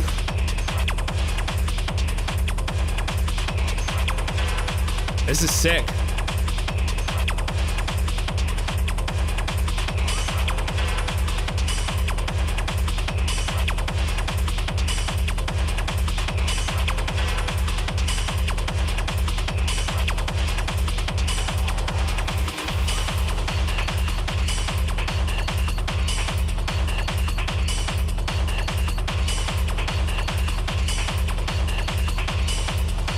Oh, right. I do remember that. Okay.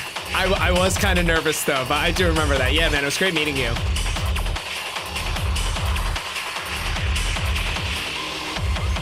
I do remember that.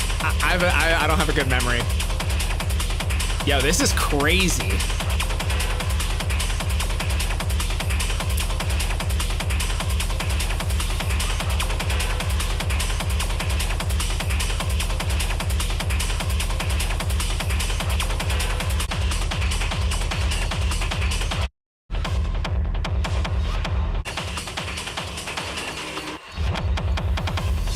Kojak, where are you on the East Coast?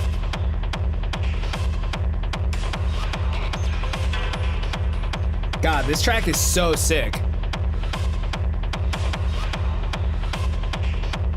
Yo, I don't know if you are open. Are these are all unreleased?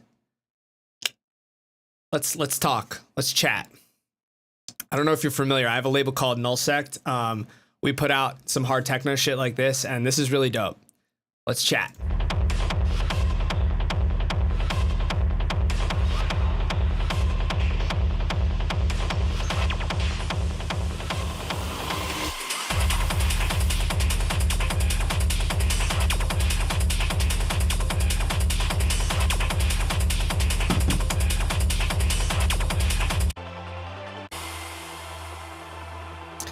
So I want to listen to all three of these, so I'm going to skip around, but I'm definitely going to listen to these again after. I said it, and well, you can stop blowing off steam and cool out, because I ain't going. Who said you wasn't going? I said it, and that settles it. Oh, it does. This is when what you say sets the thing.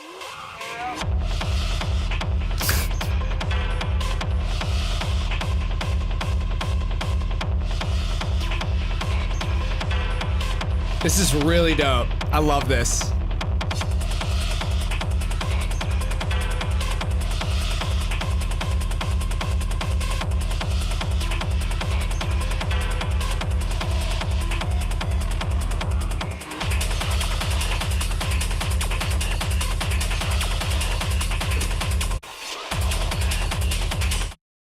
This is sick. I'm gonna listen to these again.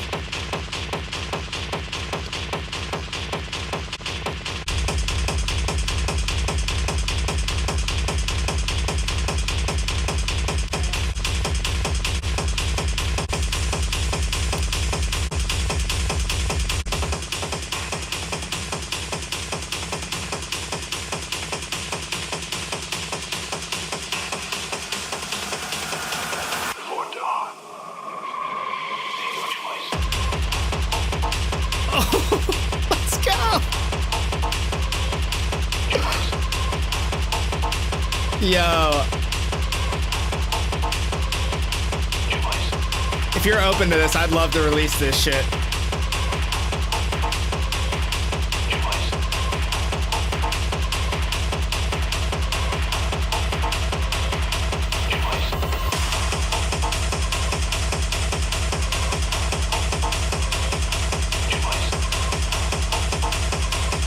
Where are you from?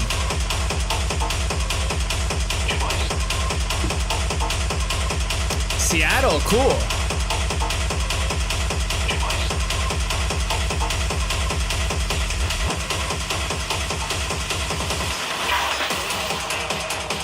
This is wild. How's the techno scene in Seattle? I live in Philly and it's like non-existent here, but in Brooklyn it's like crazy. I'm hoping that bleeds down a bit.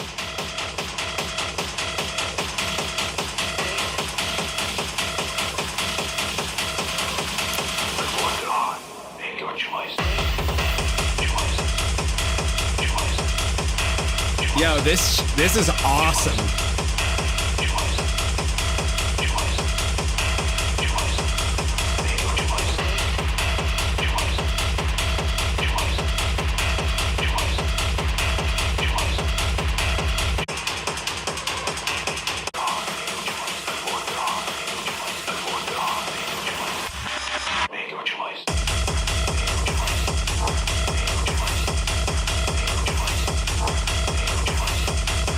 I will, the only, I have one teeny, I mean, so not important piece of advice. It's not even advice. It's just one thing I feel like is like, maybe it's like, maybe the song could be a little shorter. Like, I know 5 minutes and 32 seconds isn't short. I mean, it's not long. But I don't know, at least for like this section right here, I feel like it could just, I don't know, maybe use something different. But like, honestly, it's the whole track is insane. I just noticed a little bit. I'm like, all right, like, damn, we're like dropping down and building up again. Maybe just adjust this section a bit. Yeah, honestly, this shit is so good. Like, I love it. I love it. I love it. I love it. And to be clear, if you said no, I'd be like, great, we're signing it. Doesn't matter. That is just like a little tiny thing, is maybe add a little bit of variation.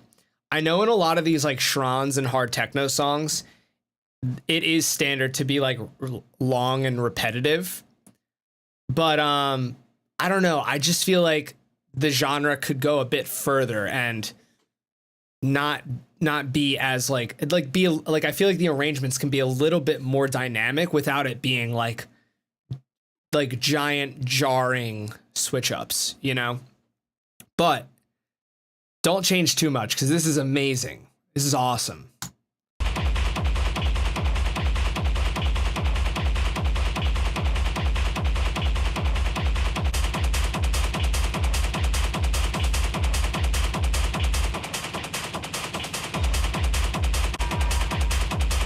Let me just hear something real quick. Not to like, I just want to hear some, I feel like the kicks could be a tiny bit better, but I need to like listen.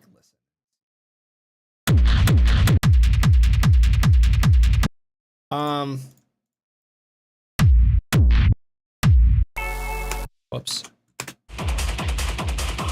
So to me, the overall, no, it's more like, it's kind of in the first one too. This is all my personal preference though.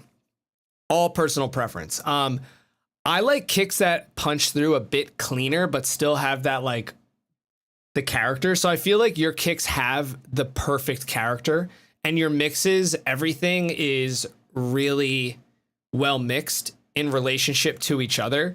But I just feel like, the kicks, like, again, this is my own personal preference. I feel like the kicks could be a little like punchier and just more dynamic. I don't know. That's me. I feel like I listen to other people's music and it does sound like this, and it's not bad at all, but it's like, I feel like I want my kicks to like be a bit more dynamic and like punch through, where you hear that, you hear, and then I feel like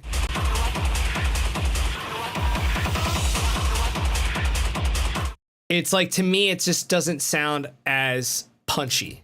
So, but yeah, you're right. It's a balance. It really is, because you could easily go overboard and it sounds too clean. It sounds too EDM-ish, and you don't want that.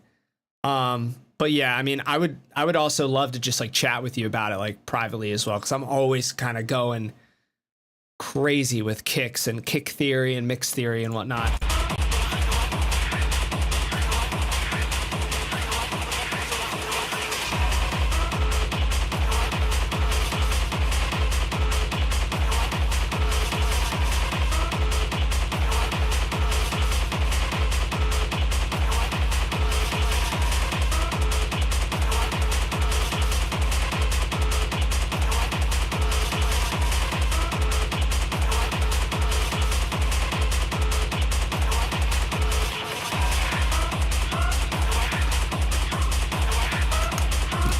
Also, real quick, has the stream been like choppy for anyone?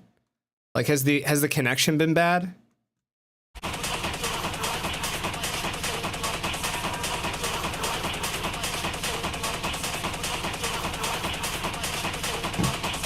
Okay, cool.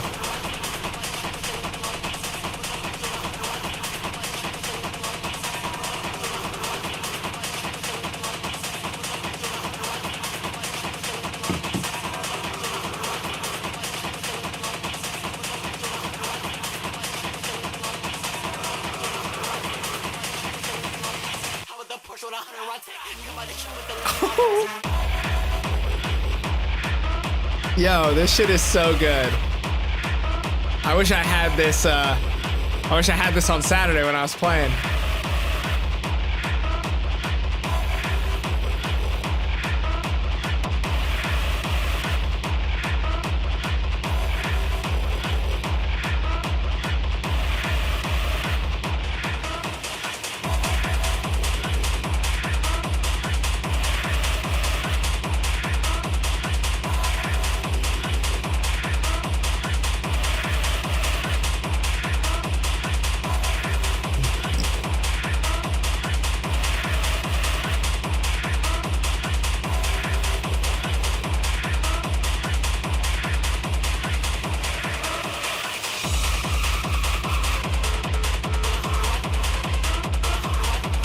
This is so sick. Indul, are you in Ableton or FL?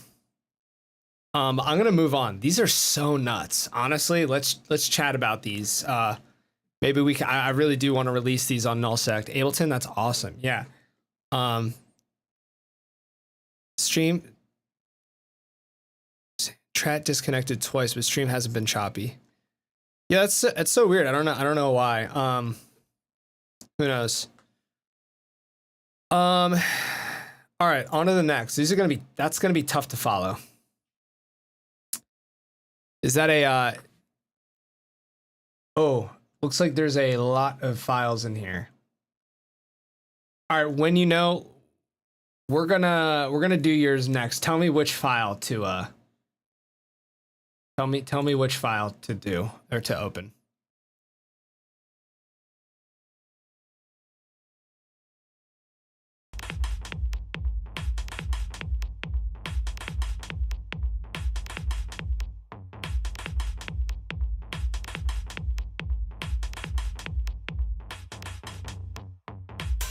GVAC, I don't know how to say your name.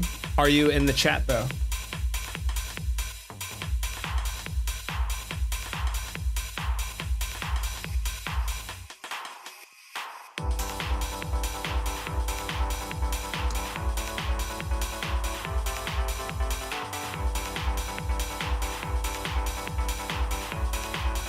Which file exactly?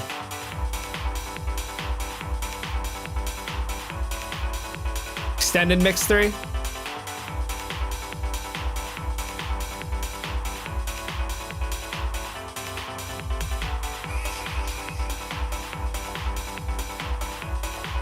Hey, there you are. Oh, GB, this is you?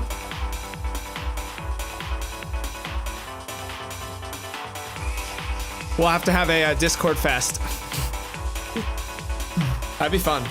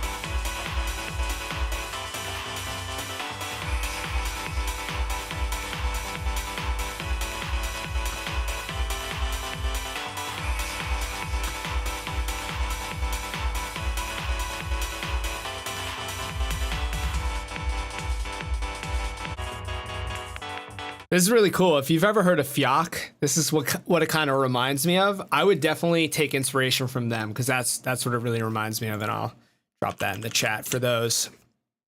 Fiac is insane, so sick.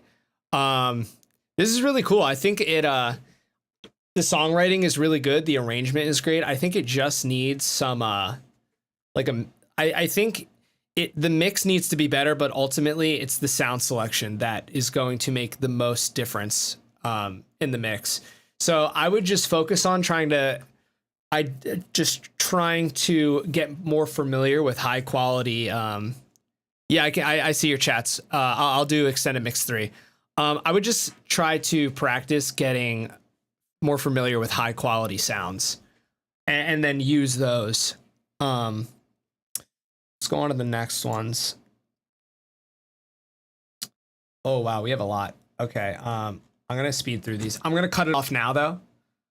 And we'll do the rest later. I'm going to speed through these. I already know this is going to be fucking crazy. So you can already hear the quality in this track, for instance. And I'll go out on a limb, and I don't know I don't know what you're doing in your mix, but I could probably guess that you're starting with really good samples and selecting not only high quality samples, but samples that mesh well together with each other. And that'll make your mix down so much easier. That takes a lot of practice though, and it takes ear training.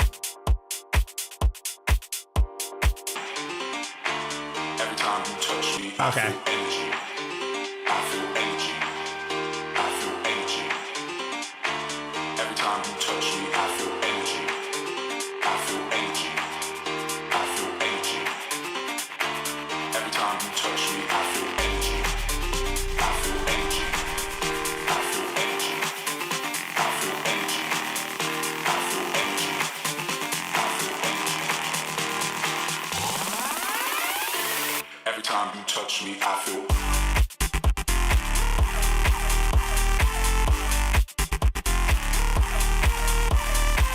This is so good.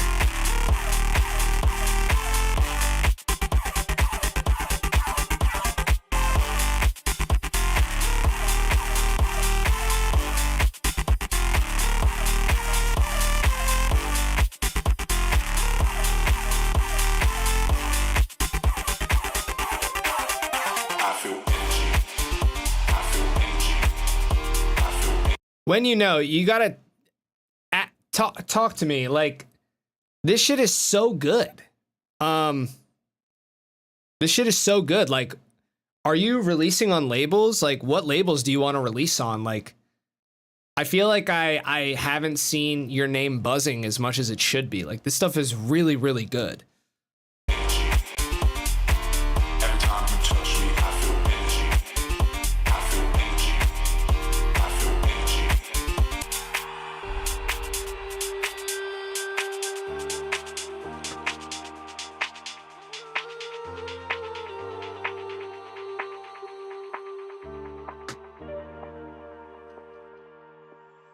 I feel energy. I feel energy. I feel energy.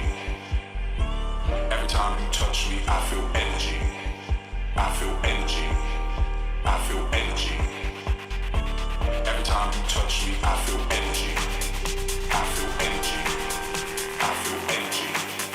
I feel energy. I feel energy. I feel energy. Every time you touch me, I feel.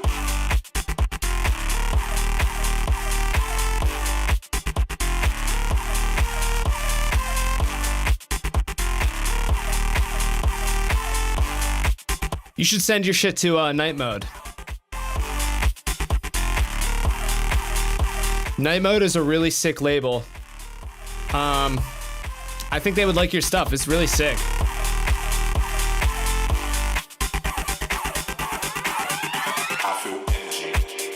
This is so good. Yeah, check out Night Mode. I really like Night Mode. I like releasing with them.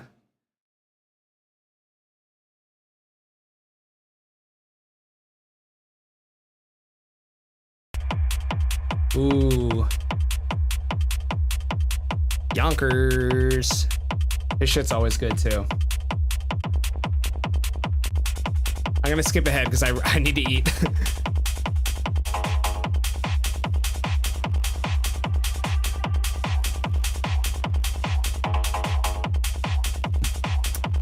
So already something I'm hearing is, I think there could be more like spatial effects, like delays, reverbs on that dung dung dung.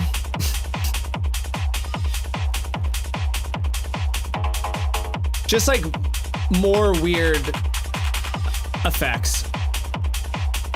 Because the mix is very clean. I feel like you could like dirty it up.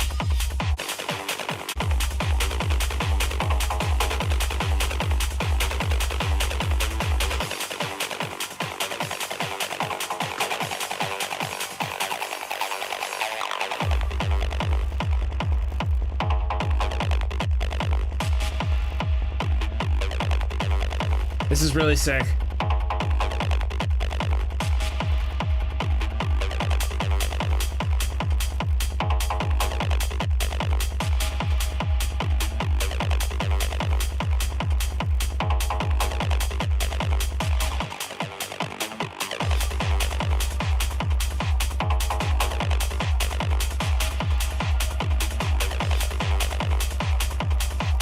Really good groove.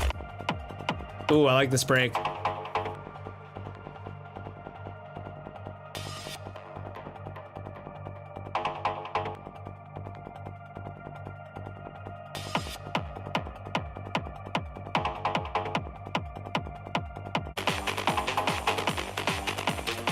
Techno is so fun.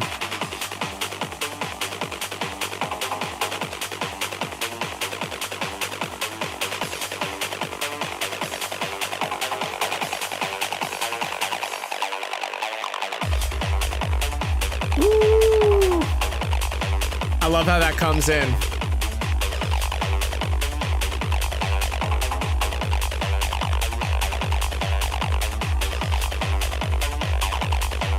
So sick.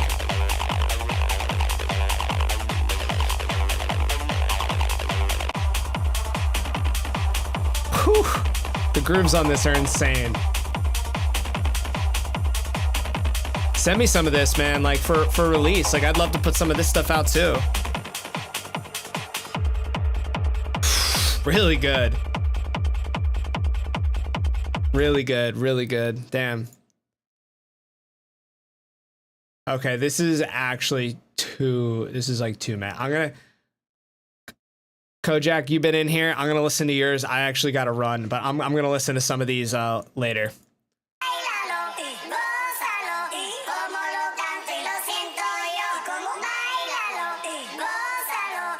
Just for future, I'm not gonna be able to listen to every single one, but it definitely helps to get your track in early. I'm gonna leave a comment so I know where I stopped.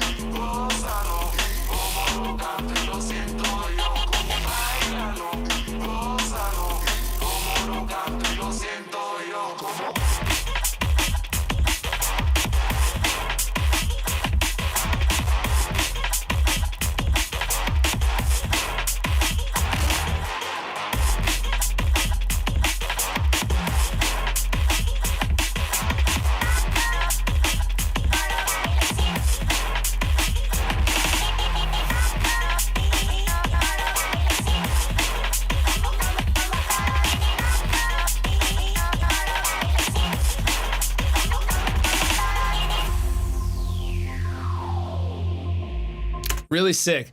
So quick feedback that I have is I think that the arrangement can be simplified. There's a lot going on. And typically when the idea isn't the best it can be, when the stripped back core idea isn't the best it can be, we tend to add to distract and to like fill in the gaps and be like, need something more, need something more, need something more. When in reality, the original idea just needs to be refined and refined and refined until it's something very simple. Other than that, I think the sound selection could be a bit better, and I think that would improve your mix. But overall, it's really sick. But anyway, I'm gonna wrap the stream there. I'm really hungry. It's been like 2 hours. All the tracks that I didn't get to, I will get to those next stream. I made a comment. I made a mark. I know where I need to start next time. So we will start there. Maybe I'll even open up the stream like that. Who knows? But anyway, thank you guys for tuning in. This was actually the most fun live stream I've had. It was really cool that you guys were like active and engaged in the chat. It seriously means a lot because there's been sometimes I'm just sitting here talking to myself. That's not as fun. But anyway, I think I'm gonna do Thursdays from now on instead of Wednesdays at this time. So yeah, let's I'll see you guys in a week. Thursday, 6 p.m. Eastern time. And yeah, thank you guys for jumping in. I appreciate it. Later.